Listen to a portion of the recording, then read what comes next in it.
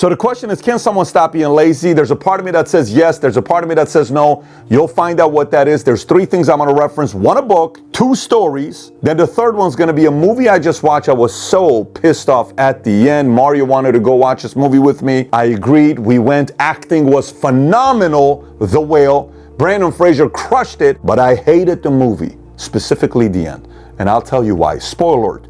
Don't watch this video. If you're planning on watching the movie, it's probably going to be a waste of your time because I'm going to tell you exactly what happens at the end. So having said that, let's get right into it. If you get value from this video, give it a thumbs up and subscribe to this channel. I want to give a quick shout out today to our sponsor, Masterworks. Here's why. For the longest time, you and I maybe didn't trust art, but we appreciated it, right? For the longest time, people are cards, collectible cards. Why would I buy a card? What if it's not real? What if it's not this? Then all of a sudden, credibility entered the market for collectible cards and art. SEC got involved, PSA got involved, and next thing you know, alternative investments went to the roof. Private equity got into it. Venture capital got into it. Goldman Sachs is now sitting there. There's now art funds. There's funds that is about investing into certain pieces of art for high-end clients. Last year was a record-breaking year in art. $18 billion of art was purchased last year. It was the biggest auction year ever, nearly $18 billion. Say, now you may watch this saying, Pat, $18 billion is great. I don't have that kind of money. I don't. Yeah, but just the same way you buy a mutual fund or a stock of a company, what if now you can buy a piece of a Picasso painting or a Banksy piece of art that he has? How cool would that be? And then if it grows, your investment also grows for you. That's what Masterworks does. They allow you to invest in this multi-million-dollar art for a fraction of a full price, and they qualify each offering with the SEC, which you can find at Edgar database at sec.gov, and linked in the description will be below. So if you do want to learn more about Masterworks, click on a link below. There's a special offer specifically for the audience of Valuetainment. So I'm at an event last week, San Antonio or Houston. I'm giving a speech, and every time I go through these January conventions, conferences, there's a group of people that I know when I talk to them, they're going to tell me the same thing every time. So how was your numbers? How'd you finish off the year? Oh, Pat, if you only knew what I went through in 2022, but 2023 is going to be big. As if 2023 is not going to have new sets of problems, right? No, if you only know what I went through in 2022 was very hard for us. Very. We went through so many difficulties. I'm like, 4 years straight, your script is the same. It's as if you want to go on stage to justify why you didn't perform. By the way, lazy people like to do that, to justify why their numbers aren't good because life is so hard. I'm going through really tough times right now in my relationships, with this, with that. No problem. So I get on stage, I have a whole speech mapped out. I'm like, okay, I'm going to change it up. I'm going to open up with a different story. I said, hey, I want you to write down the 3 biggest problems you faced in 2022. 30 seconds. Everybody gets a minute. They're writing it down. I said, now here's a game we're going to play. You got your set of problems. I'm going to give you 3. Tell me if you'd like to exchange your 3 problems for the 3 problems I'm going to give you. Good? Yeah. Okay, fantastic. I want you to think about you're a 15-year-old boy. Your mother dies at 15 years old. Okay? You watch her die. I want you to think about you're a 35-year-old man, 36-year-old father, man, husband. You had a soccer game. Your 15-year-old younger brother, who's a great soccer player, gets hit with the soccer ball in a regular soccer match. He collapses in the middle of the game, goes to the hospital, dies at 15 years old. Younger brother. Then 6 months later, your father dies from brain cancer, okay? You have your problems. I got these 3 problems for you. Would you exchange your 3 problems with these problems? Nobody raised their hands. I said, the reason why I give you this story is because there's a guy right there. I had him stand up. His name is Christian. I said, that's exactly what he went through last year. That's exactly what he went through in his life. The brother and his father, that just happened last 12 to 24 months. I said, and he's the MVP of the entire group here. 2,000 people in the room, he ended up becoming the MVP in the entire group. Everybody's like, silence in the room. There's nothing to say. You know why? One of the biggest signs of laziness is we have convinced ourselves our life is so hard and that is our out. And stories like that annoy because I guarantee you, no matter how hard you think your life, if you know how my dad was, if you know how my mom was, you don't know what my girlfriend did to me, you don't know what my husband did to me, my wife did to me, my kid, do you know who just passed, do you know who this, do you know who that? I totally get it. Life sucks sometimes. It's hard to be a father sometimes.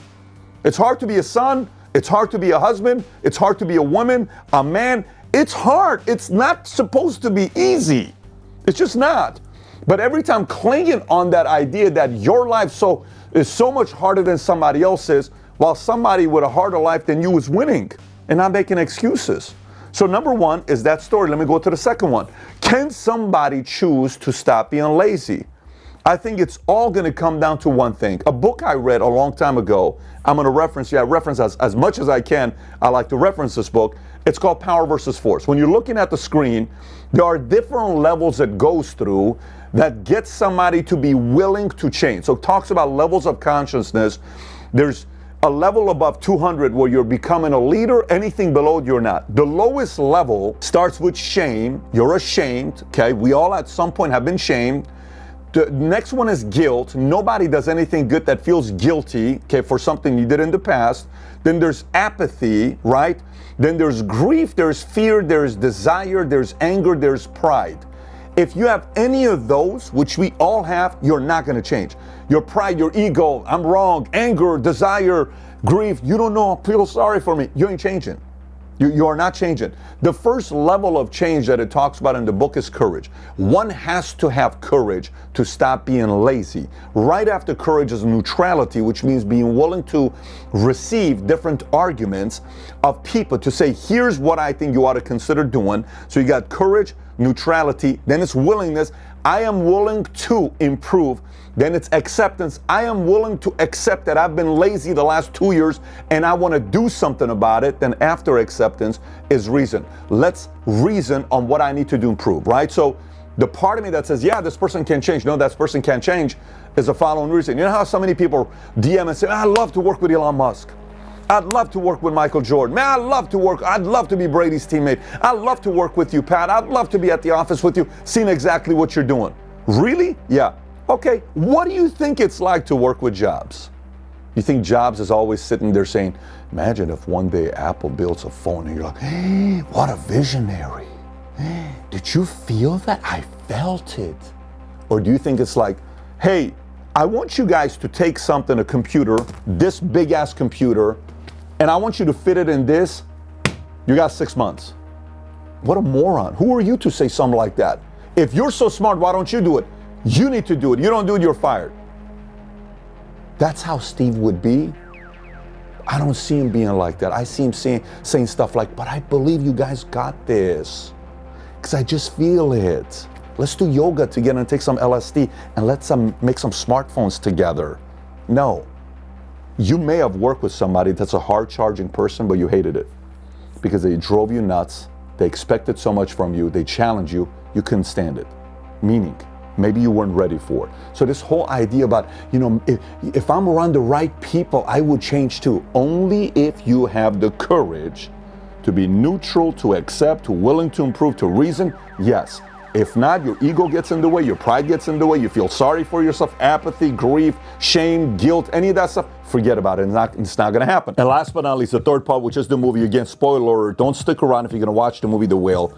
I see his speech, he's getting emotional, crying. I'm like, man, I'm so glad this guy's back.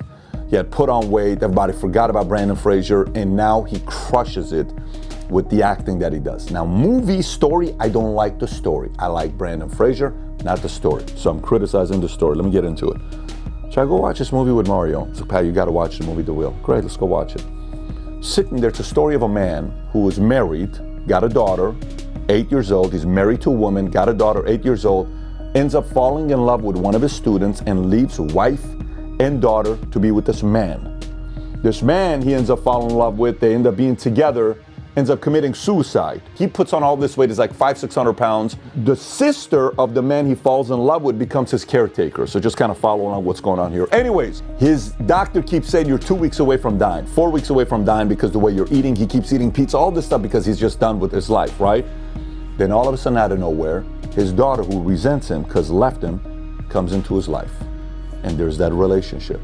But she's bitter, she's angry, she's upset at him. How could you leave me? All this other stuff. He says, but you know what? I have $120,000 that's safe to give to you. He's like, I'm gonna give it to you. All you need to do is write. All you need to do is do this. If you come here, I'll help you with your homework. I'll help you with your paper. I'll help you with this. And I'm gonna give you this $120,000. And then at the end, there's this scene where the daughter is begging, saying, I don't care about your $120,000. Begging the dad to change, to choose to change and lose the weight because he can, so he can see his daughter winning. so he can see his daughter's dreams become a reality. The daughter wants the father to walk her down the aisle one day. You know how the movie ends? The movie ends saying, no, but this is the right thing. He dies, leaves her the money, and the movie ends, and the credit shows up. I'm sitting like, what a freaking stupid movie. What kind of a story is this? You want me to be inspired by this? Hey, you know what? When life gets hard, screw it, just give up and, let your life die. Your daughter loves you, but it's $120,000. You're leaving $120,000. No, that movie is a movie that inspires other people to think they can't change and refuse to change. Even though your daughter, who's lived a miserable life without a father figure, they're always in trouble, the dad leaves for another student, a man, and now the dad doesn't want to change. What's the moral of the story? You don't want to change? You don't want your daughter to have a relationship with you, don't want to change? See, the whole reason why I'm explaining this story the way I'm giving it to you is because if you're still watching this video at this point, you're feeling the pain of this video, okay? The only thing that caused this lazy man to change, this guy, up until 18, my dad, only thing he would say, you're so lazy, you're so this, you're so that, you're lazy. Eventually, I watched my dad potentially dying on his deathbed when he lost 40 pounds. And I said, this is not gonna happen. I'm gonna get my ass to work. It was so freaking painful visualizing my dad dying, I was not willing to live with it, period. I dropped certain habits. I feared success. I feared failure. I feared embarrassment. What if I can't do it? What if I'm not good enough? What if I'm not smart? I've had all the grief, but you don't know. My parents went through a divorce, but you don't know my life. All this bullshit. I read this, I'm like, done. I'm doing this, I'm changing. Pain eventually got me to say, I'm going in the army, putting myself in a situation that I don't have a choice. I have to be up at 4 o'clock in the morning. I have to work out. I have to run. I have to be in shape. I have to be around all that stuff. A big decision with that. Now, somebody may be watching and say, Pat, I'm 42 years old. What do you want me to do? Have a workout partner and you work out with them at 6 o'clock where you can't disappoint them. Hire a trainer, you're paying them money to get you to get up in the morning. Create a 7 o'clock breakfast with potential prospects for you to see. Create opportunities where you are being held accountable in a situation where you have to choose to change or else. Because if you don't change, you can convince everybody life is hard, but eventually you're going to be a certain age and you're going to look at that person in the mirror and you're going to say, you're so full of shit. That's very painful. It's very painful. If you're okay with that, go watch The Whale. Let that inspire you to not change. Go watch The Whale and say, you know what? I'm all about this. Pat's wrong. Some people are this, some people are that. No problem. That's why I said, I don't know if you're going to choose to change or not. Or if you're watching and saying, you know what? I'm sick of it. Maybe go buy the book Power versus Force. Maybe go read. Maybe do certain things that's going to put you in a place to say, I better get my act together. Maybe paint a picture for yourself if you don't change what life's going to look like. How painful is that? You okay with that? Your girl leaving. Your kids not wanting to see you. You being alone by yourself. If you're okay with that, do what you're doing. If you're not, go light it up. So I'm 50-50 on some that will change and some that won't, because 100% of it is on who? Is on you. So I got a video for you to watch, okay? The video I want you to watch is a video I did 4 or 5 years ago. It's called How to Improve Your Work Ethic. If you've never watched this video, click here to watch the video. Take care, everybody. Bye-bye.